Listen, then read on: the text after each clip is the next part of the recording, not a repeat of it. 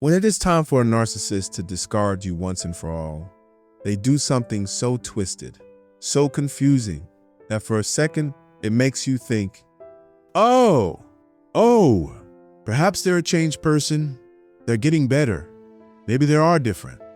What they do is so shocking that it leaves you feeling completely powerless before them. There are two possibilities racing through your mind. Either you can't fight them anymore, or nothing you do will ever have meaning. What they do is calculated, devastating, and designed to leave you questioning everything you thought you knew about your relationship with them. Hi, I am Samir, a narcissistic abuse recovery professional. Welcome to my channel. The topic for this episode is the last dirty thing a narcissist does before the final discard. If that sounds interesting, please consider subscribing to my channel. The false reconciliation trap. Imagine this. You have been through months, maybe years of emotional warfare, right? The silent treatments, the gaslighting, the constant criticism, the hot and cold behavior that has left you walking on eggshells. You are exhausted, emotionally drained, and a part of you knows this relationship is extremely toxic. You may have even started planning your exit or setting boundaries. Then, suddenly, out of nowhere, your narcissistic partner does a complete 180. They show up with flowers, write you the most heartfelt letter you have ever received, or have what seems like the most genuine, vulnerable conversation of your entire relationship. They admit their mistakes. Not the surface level, "I'm sorry you feel that way" nonsense they usually pull, but real, specific acknowledgments of how they have hurt you. They may say things like, "I've been doing some serious thinking, and I realize how badly I have treated you. You did not deserve any of it. I want to be the partner you need me to be. I'm ready to change for real this time." They may even choose a therapist for you, which happens to be an enabler, something they've always refused before. They talk about your future together, make concrete plans that look real, show you the kind of attention and affection you have been craving for so long. For the first time in forever, you feel seen, heard, and valued by them. This is not love bombing. This is something far more sinister. Love bombing happens at the beginning to hook you, okay? This happens when they're already planning your exit. It is the false reconciliation trap, and it is perhaps the cruelest thing a narcissist can do. You may be wondering, why do they do this if they are planning to leave?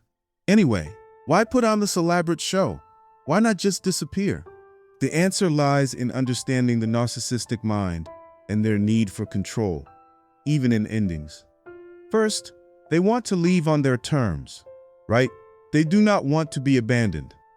Narcissists cannot stand the idea of being the one who gets left behind.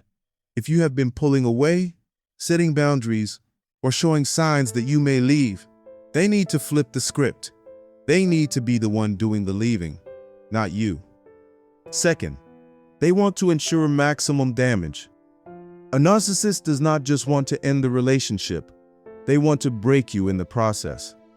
They want you to believe that you had something real, something worth fighting for, right before they snatch it away. The higher they lift you up, the more devastating the fall will be. Third, they are collecting ammunition for their smear campaign. During their false reconciliation period, you will open up to them in ways you have not in months or years. You will share your vulnerabilities, hopes, and fears. You will tell them how much this change means to you, how grateful you are. All of this becomes ammunition they will use against you later, when they paint you as the crazy, the unstable, the needy, or the delusional one to their new supply or to the world in general. Fourth, they are securing their next supply. This reconciliation period gives them time to line up their replacement while keeping you placated and unaware. You're so grateful for the change in their behavior that you're not paying attention to the fact that they are still on dating apps, still texting their ex, or still cultivating relationships with potential new partners. The stages of the false reconciliation trap. The reconciliation trap typically unfolds in stages, and each stage is designed to pull you deeper into their web. Stage number 1, the shocking turnaround. It starts with them approaching you with what seems like genuine remorse and a desire to change. This usually happens after a particularly bad fight or period of silent treatment. They may write you a long text or email, show up unexpectedly with a grand gesture, or ask to have a serious conversation. The key here is that their approach feels different, more mature, more self-aware than anything you have ever experienced with them before. Stage number 2, the vulnerability performance. They share things with you they have never shared before. Maybe they talk about their childhood trauma, right? Their insecurities, their fears about relationships. They make themselves seem vulnerable and human in a way that makes you feel like you are finally seeing the real them. This vulnerability feels like intimacy, like you're finally connecting on a deeper level. Stage number 3, the future fantasy. They start making plans with you, real, concrete plans. I'm talking about, maybe they suggest moving in together, talking about marriage, discussing having children, or they make plans for a vacation 6 months from now. They paint a picture of a future that includes everything you have ever wanted from the relationship. They may even introduce you to family members you have never met, or include you in events they've always excluded you from before. Stage number 4, the honeymoon period. For a few weeks or even months, they actually follow through on some of their promises. They are attentive, affectionate, and communicative. They remember important dates, ask about your day, show interest in your hobbies and friends. They may even go to that couples therapy session they suggested. Everything feels like it's finally falling into place. Stage number 5, the gradual withdrawal. This happens almost imperceptibly. They start pulling back. It is subtle at first. They may be a little less responsive to texts, showing slightly less enthusiasm about your plans together, or seem distracted when you are talking. You probably won't even notice it immediately, because you are still basking in the glow of how good things have been. Stage number 6, the devastating discard. Then comes the final blow. They do not just leave, they obliterate everything they have built up. They may disappear without warning, leaving you with all these plans and promises hanging in the air. Or they may tell you they have been seeing someone else the entire time. Or they may suddenly flip the script and tell you that you are the problem, that you are too needy, that they tried but you made it impossible for them to change. The discard is swift, brutal, and designed to leave you questioning everything that just happened. The psychological impact. The psychological impact of the false reconciliation trap is devastating because it exploits your deepest desires and fears. You have been longing for this person to see your worth, to treat you well, to be the partner you know they can be.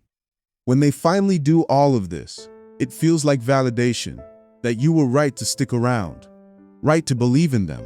Then, when they discard you, you are not just losing the relationship, you are losing the future you had planned together, the hope that things could be different, and your faith in your judgment. You start questioning everything. Was any of it real? How could they fake vulnerability so convincingly? How did you fall for it again? The trauma of this experience runs deeper than a regular breakup because it involves such a profound betrayal of trust and hope. You opened your heart, fully believing that this person had finally changed, only to discover it was an elaborate lie. Narcissists are master manipulators. They have spent their entire lives learning how to mirror emotions, say the right things, and make people believe what they want them to believe. The vulnerability they showed you was not real. It was a carefully crafted performance designed to get you back under their control. Now, why does this hurt more than a regular discard, you may wonder? Why? Why is this particular form of discard more damaging than their usual hot and cold behavior? The difference lies in the hope factor. When a narcissist is consistently terrible to you, part of your brain maintains emotional distance as a protective mechanism. You know not to trust them completely, so while their abuse hurts, it does not surprise you.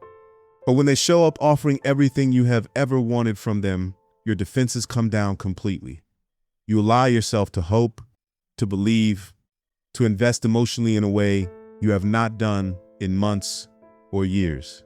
You start playing a future, telling friends and family that things are different this time, maybe even turning down other opportunities because you are committed to making this work. When they discard you after this, the betrayal cuts to your core because you trusted them with your most vulnerable self. You gave them your hope, and what did they do? They used it as a weapon against you. After the false reconciliation trap, survivors struggle with several specific issues. Number one, trust beyond the norm. It's not just that you do not trust this person anymore. You do not trust your own ability to judge whether someone is being genuine. If you could be fooled by such an elaborate performance, how can you ever trust your instincts again? Then comes the hope addiction. Part of you remains convinced that the person you saw during the reconciliation was the real them. Cognitive dissonance. And if you could just get them back, you could have the entire relationship. Trauma bombing. This makes it incredibly difficult to move on, because you're not just mourning what was, you were mourning what could have been. Right? The hopeless hope.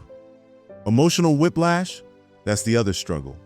The rapid shift from hope to devastation leaves you feeling emotionally unstable.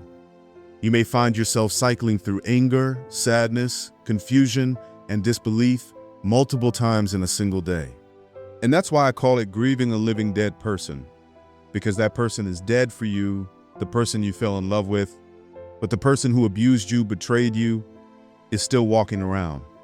If you have been through an experience like this, you must understand, the fault was not yours. It was the other person who knew what they were doing and played you. Definitely, it's going to hit them back, karma. As it is said, what goes around comes around. What you send out will be sent back to you by the universe, and that is how the balance is maintained. Conclusion and final thoughts. Let's bring this episode to an end here. Let me know in the comments if you resonated with what I shared with you today. I will talk to you in the next one. Until then, as always, let the healing begin.